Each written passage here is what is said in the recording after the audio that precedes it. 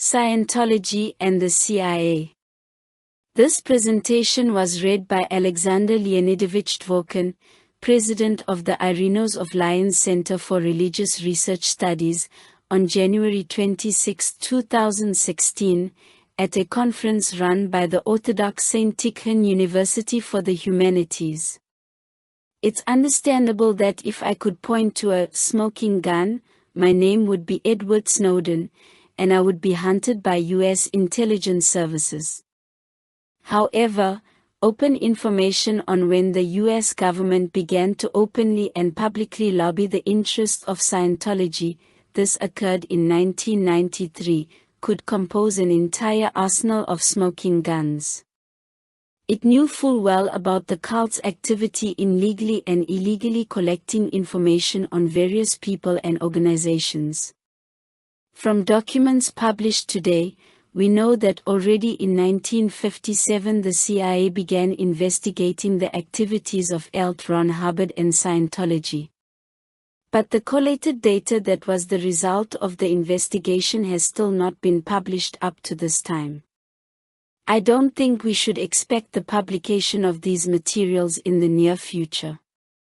All his life, Hubbard himself was quite actively and constantly fascinated with two things: occultism and intelligence activities.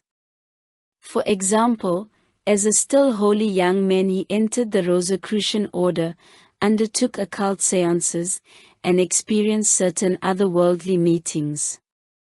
In 1989 in London, former CIA officer Miles Copeland's memoirs, The Game Player, were released, in which he told of a scheme set into action during the early mid-1950s by his colleague Bob Mandelstam.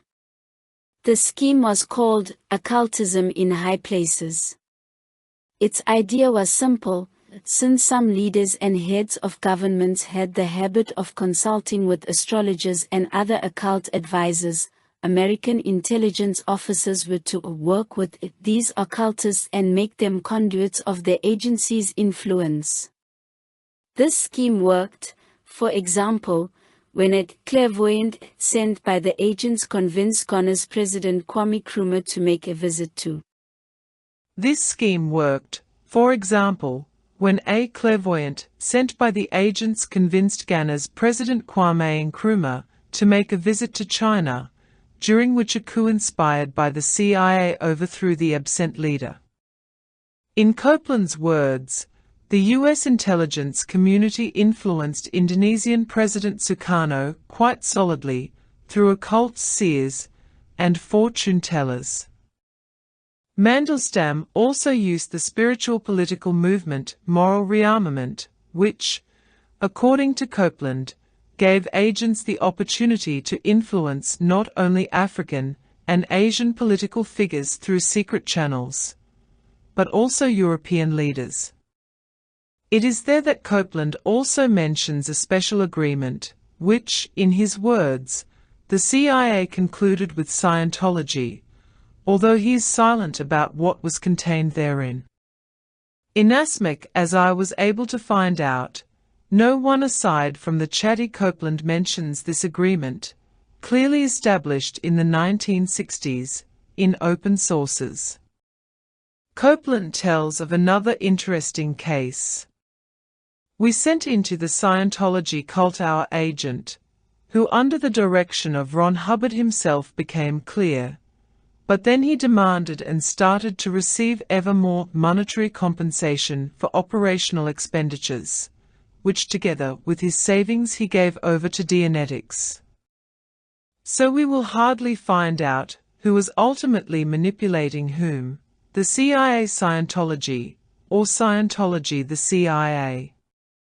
In the same way the work of U.S. intelligence officers with a variety of occultists hasn't gone unnoticed, we can presume that influence disseminated to both sides, and someone among the intelligence officers began practicing occultism. The set of images used by the secret services gives certain bases for making such presumptions concrete. Here is the emblem of the United States intelligence community. We see the same 8-point star, just like the one placed on the Scientology cross. Let's return to the image of the Scientology cross. Its crossing out can also be viewed as the union of four daggers.